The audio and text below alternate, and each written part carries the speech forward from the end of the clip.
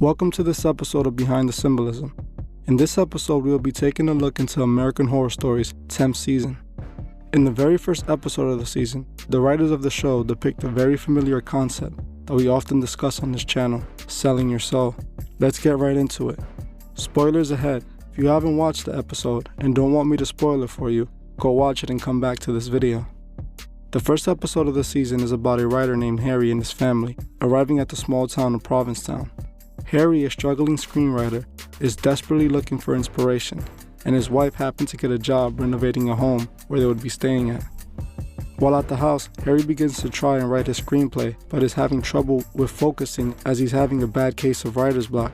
So he decides to head out to a local bar for a few drinks and a bite, where he meets two famous writers. They buy Harry a drink and invite him over to their table and proceed to introduce themselves to him. When Harry realizes who they were, he quickly lights up as he realizes he's in the presence of two people he wishes so desperately to be like. While chatting for a few, Harry explains that he came to Provincetown to find inspiration, but is having writer's block. The two famous writers tell Harry that he will soon have all the inspiration he needs. All of a sudden, a crazy lady storms in and warns Harry to stay away from the two writers. Harry disregards her and continues his conversation with the famous writers, eventually exchanging numbers, after which Harry would head back to the house where he was staying. While Harry was back at the house with his family, they were attacked by what seemed to be a vampire. Harry managed to fight it off, and his family decided that they were going to leave the next morning. In the morning, as they were packing and getting ready to leave, Harry gets a phone call from one of the famous writers. He told Harry that he has something that will cure his writer's block and invites Harry over. Harry, desperately looking for a solution for his writer's block, heads over to meet him. Once there, the writer tells Harry that the solution is these black magical pills. Harry questions him, asking if the pill contains drugs, which he replies no. He tells Harry that a friend of his, who writes for a TV show, used to travel every winter to Provincetown to write, and he would come back with tons of material that was so good, it made him tons of money and got him tons of praise. He told Harry that his friend invited him to come with him for a winter, where he was offered the black pill. He took the black pill and it changed his life. He was able to write non-stop, and it was the greatest work he has ever written. Harry, still in disbelief and uncertain, tells him what's in them. The famous writer responds, "Who cares?" Harry then asks him, "What's the catch?" because there's always a catch. The famous writer again responds with, "Who cares?" and tells Harry he chose this life. He could have been anything else, but he wanted to be a famous writer. He tells Harry that he knows that he wants the money and the attention, even telling him that it's the only thing that will fill the hole in his soul.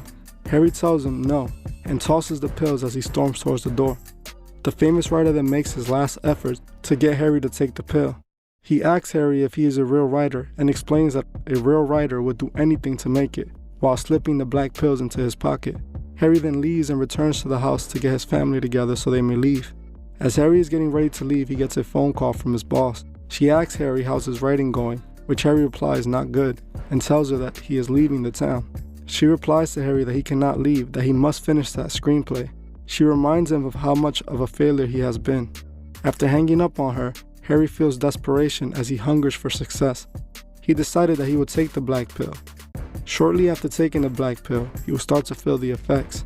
Even though his family was in the car waiting to leave town, Harry would get his computer out of the car and rush back into the house to start writing his screenplay. His writer block was completely fixed, and he was now writing like a well-oiled machine. After Harry would spend his whole day writing, he would wake up the next day hungry. This hunger he had was not like any other before. He would head out to a local grocery store to see what he can find himself to eat. While there, he starts having an odd appetite for raw pieces of steak. He quickly bought several raw steaks when he was again confronted by the crazy woman from the bar, who told him that he took the pill and that he shouldn't have done that. Harry quickly rushes home with his raw steaks and proceeds to drain them and drink the blood. Harry then goes back to writing his screenplay. Later that day, his wife will be cooking, and while cooking, she accidentally slices her finger.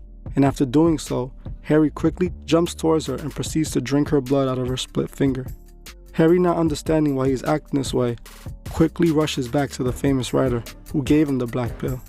The famous writer proceeds to tell Harry what the black pills really do. He explains to Harry that the black pills were made by accident, that they're made for writers and artists, and if the pill was taken by a person with talent, it would enhance their talent. But if the pill was taken by someone who was talentless, they would become those vampires that attacked them and his family. He then tells Harry that the pill starves the body of important minerals that could only be replenished by blood, human blood to be exact. Harry freaks out and once again slams the pills as he refuses any more part of this. He tells the famous writer that he will not eat a person as he storms out. While Harry is home later that night, he is called by his boss to inform him that the screenplay he recently sent her was amazing and that his work was greenlit by Netflix. This makes Harry and his family excited as they talk about becoming rich. Harry quickly realizes that if he wants to continue his success, that he's going to need those black pills, which means he's going to have to eat a person. He makes his way back to the famous writer's house, where they instructed him to take the black pill once again, and the famous writers proceeded to drive Harry to get a bite out. They drove to another town, to a house of a thief. The two famous writers proceeded to kill the thief and eat from him as they invited Harry to join them. Now this is all that's important for this video. This episode is a clear representation of what we see in the entertainment industry, artists and creators selling their souls for the easy way in. At the beginning we learned that Harry wants to be a successful writer and he is set on doing anything to make that happen, even selling his soul. The two famous writers that Harry meets at the bar represent Lucifer. When the male writer invited Harry to his house, he was tempting Harry into selling his soul, just like Lucifer did with Jesus. Lucifer offered Jesus the world if he kneeled, even promised to make him a king, being worshipped by the world. The same exact thing can be seen with the famous writer who offered Harry fame and success. All he had to do was take the magical black pill. Harry refused at first, but as the devil worked through other soulless people, they managed to manipulate him into taking it. When Harry took the pill for the first time, he still hadn't truly sold his soul. Even though he took the pill, he still didn't truly know what he was getting himself into.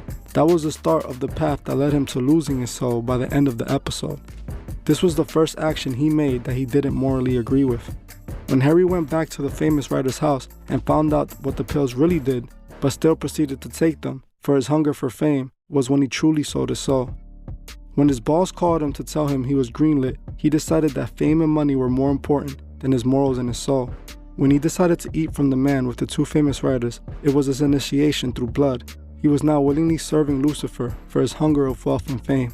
There's a few things that are important to note from this episode. One being how the famous writer explains to Harry that the pill only truly works on those with talent, telling Harry those who take the pill but aren't talented become those brainless vampires that attack them. This clearly represents the message of hard work. The black pills only work on people that are already talented, but it doesn't make people talented, meaning that a person that took the pill already had what's needed to be great inside with hard work. The pill is just the easier way to make it to the top at the cost of your soul. Lucifer has been offering this same deal to talented artists since the beginning of time, fooling artists into giving up their eternal life for an easy way to the top, skipping most of the hard work required for their desired position. The second thing I wanted to point out was the clear depiction of blood rituals that happened in this episode. In order for Harry to be successful, he had to drink blood, basically sacrificing the life of an innocent person to make his greater. This is the same theme we see come up often in many of my videos. The famous have an obsession with blood rituals. It's clear what this episode is supposed to represent. The writers of American Horror Story once again are writing stories that mirror close to reality. People in our day are willing to do anything and everything to make it. They will stop at nothing to taste fame, even if it means selling your soul and partaking in blood rituals. We must learn something from Harry. As many people want success, we must remember to never allow success to push us into selling our souls. We must remember that there's always a right way, even if it requires more hard work. Trust in yourself and in God, and through Him and hard work it can all be done. We must remember to stay on the right path and not allow those who are manipulated by the devil to guide us off our intended path. We must help those who can't see the truth find the truth. Thank you for watching this episode of The Truth Is. I know I don't normally cover TV shows, but let me know if you enjoyed this and if you would like to see more videos like this. Just a reminder, I have started a second channel. Whoever subscribes before September 25th will be automatically entered into a giveaway, where I'll be picking 3 winners, each getting $50 and a Know the Truth shirt.